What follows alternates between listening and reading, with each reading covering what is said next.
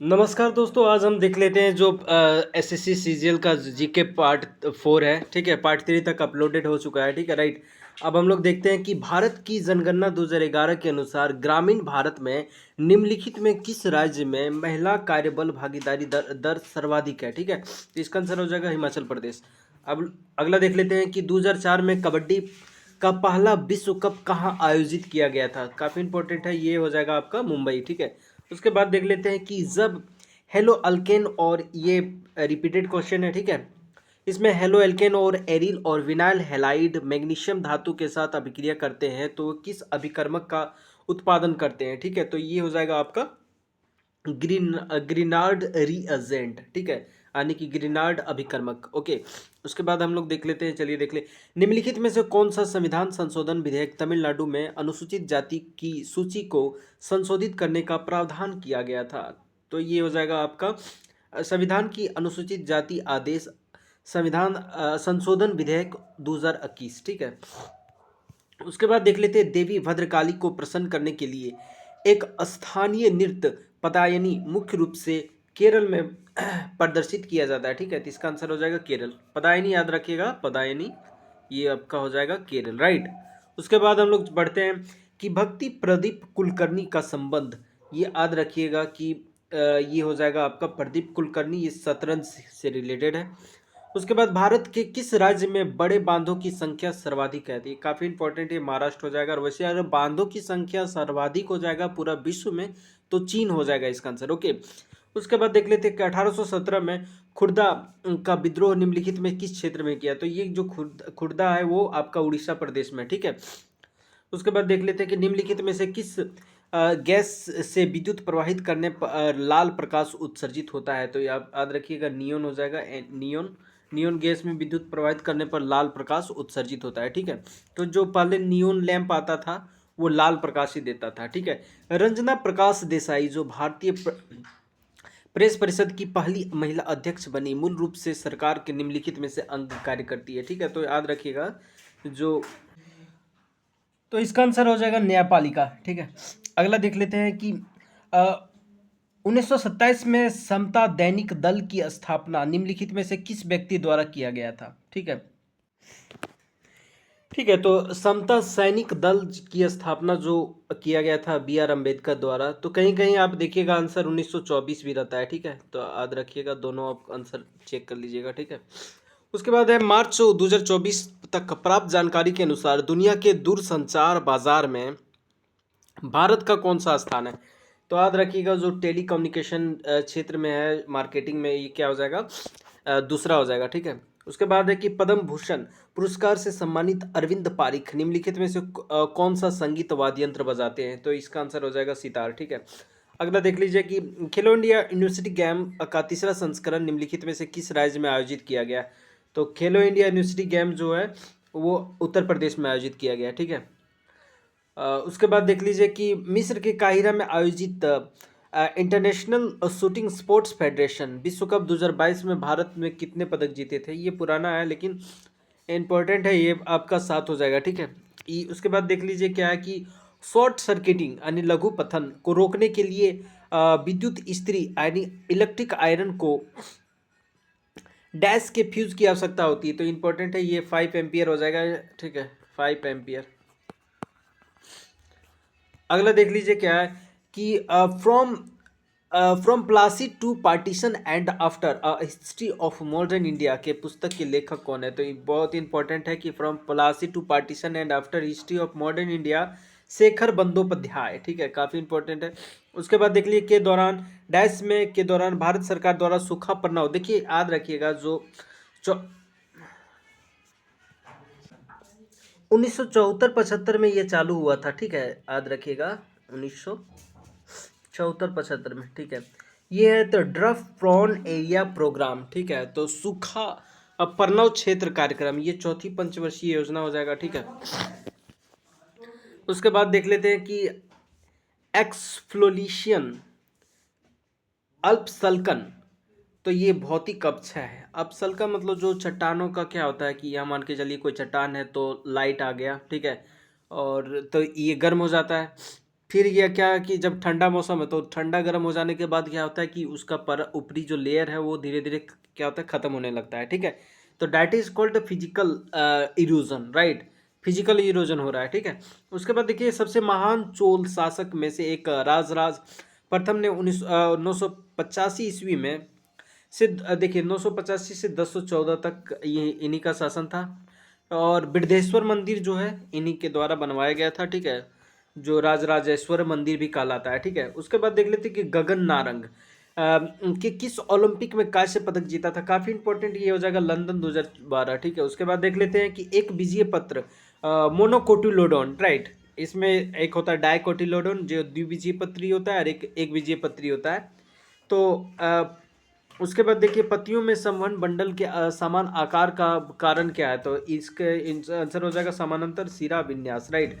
उसके बाद देख लेते हैं कि जवाहरलाल नेहरू मणिपुर नृत्य अकादमी की स्थापना कब की गई थी। काफी इंपॉर्टेंट, 1954 हो जाएगा इसका आंसर।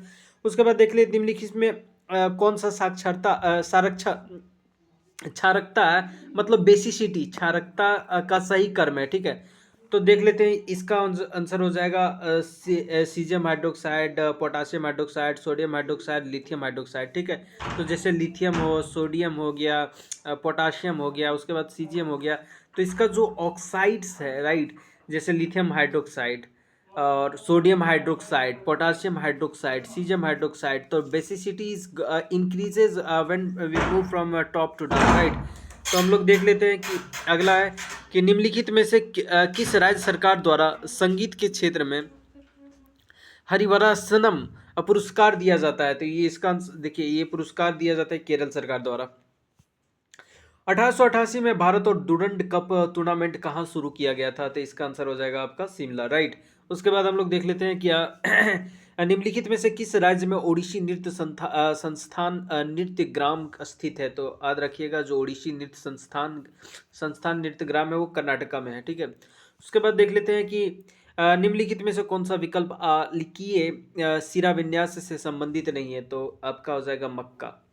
उसके बाद है कि राजस्थान के निम्नलिखित में से किस जिले में बारचन बना पाए जाते हैं, तो बारचन ये कुछ नहीं है, जैसलमेर। ये बारचन कुछ नहीं, जो बालू द्वारा जो हवा के कारण एक प्रकार की संरचना बन जाती है, बारकन इसको भी बोला जाता है। ठीक है, तो ये बनाया जाता है अधिकतर पाया जाता है वो जैसलमेर में पाया जाता है। ठीक है, सो पीएम दक्ष योजना का शुभारंभ निम्नलिखित में किस मंत्रालय द्वारा किया गया है, तो याद रखिएगा ये सामाजिक न्याय और अधिकारिता मंत्रालय के द्वारा किया गया है। ठीक है, उसके बाद देख लेते हैं कि संकल्प गुप्ता निम्नलिखित में से किस स्पर्धा के संबंध है, तो शतरंज हो जाएगा।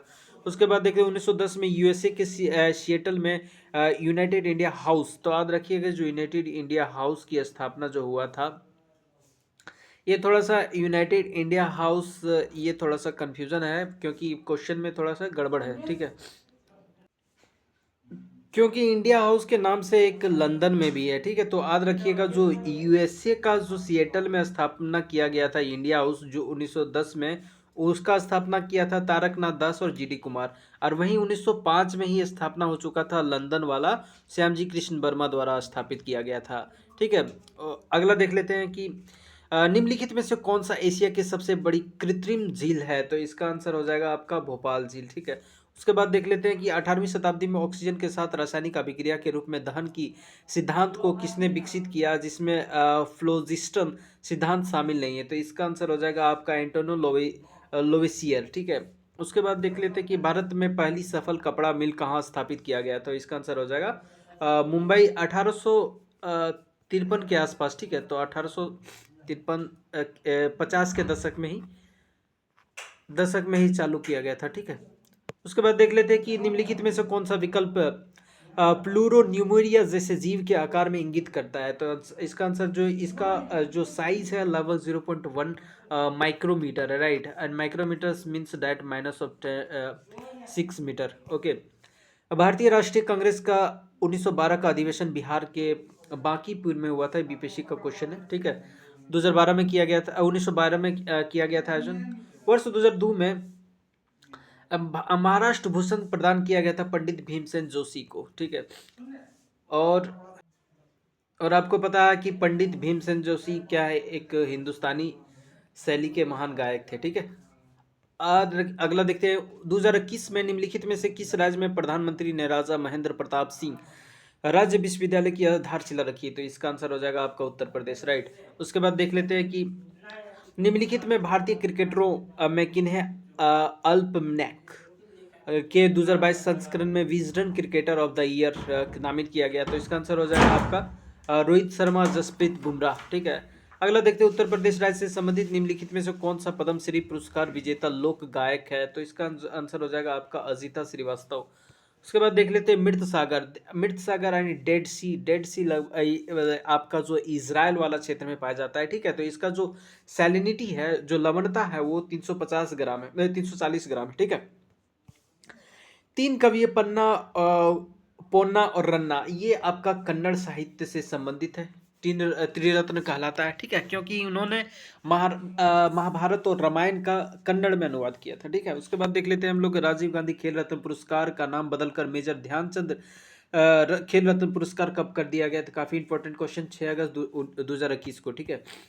उसके बाद प्रभाकर वर्धन, जो पुष्प ये वर्धन पर वर्धन वंश से संबंधित है, ठीक है। पुष्पभूति राजवंश ने निम्नलिखित में से किस राजवंश को हराकर पंजाब और हरियाणा के क्षेत्रों में अपनी स्थिति मजबूत कर लिया? तो ठीक है, याद है, इसका आंसर हो जाएगा हून, ठीक है। मोखरी वाला जो मोखरी राजवंश है वो पूर्वी क्षेत्र में था, ठीक है, याद रखिएगा। और उसके बाद है, किसने सर्वप्रथम अपवर्तन के उस सिद्धांत को प्रतिपादित किया था जो यह स्वतः सिद्ध मानता है कि प्रत्येक पदार्थ का एक विशिष्ट बंकन अनुपात आवर्तक सूचकांक अपवर्तक सूचकांक होता है? तो इसका आंसर हो जाएगा आपका वेलोब्रोड्स अस्लेनियस, ठीक है, स्लेनियस। उसके बाद देख लेते हैं कि गुप्तों के पतन के बाद भारत के विभिन्न भागों में विभिन्न साम्राज्यों का उदय हुआ। इनमें से कौन मौखरियों का उदय निम्नलिखित में से किस क्षेत्र में हुआ था? ठीक है, तो जो मौखरी ये कन्नौज में हुआ था।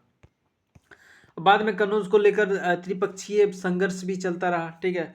और आज का अंतिम प्रश्न है कि भारतीय संविधान में निम्नलिखित में से किस अनुच्छेद में उल्लेख किया गया था कि राज्य विशेष रूप से अपनी नीति को यह सुनिश्चित करने के लिए निर्देशित करेगा कि समुदाय के भौतिक संसाधनों का स्वामित्व और नियंत्रण करने के वितरित किया जाए और यह सामान्य भलाई के लिए अच्छा होगा? तो अनुच्छेद 39B, ये आपका डीपीएसपी है, डायरेक्टिव प्रिंसिपल ऑफ स्टेट ठीक है, स्टेट पॉलिसीज, ठीक है। तो ये कहता है कि अगर अगर कोई प्रिंसिपल जो अप्लाई किया जा रहा है, ठीक है, तो इसमें अगर फंडामेंटल राइट का इंक्रोचमेंट हो रहा है, देन इट इज़ वैलिड। कब? जब ये ज़्यादा से ज़्यादा लोगों को लिए जो ज़्यादा से ज़्यादा लोगों के लिए भलाई के काम किया जा रहा है, then it is valid, it is legally right, that comes under the article 39B, right. तो चलिए अगला पार्ट हम देखते हैं नेक्स्ट क्लास में। अधिक से अधिक सब्सक्राइब करें, शेयर करें और लाइक ज़रूर कर दें। धन्यवाद। 201 से नेक्स्ट पार्ट में देखते हैं। जय हिंद।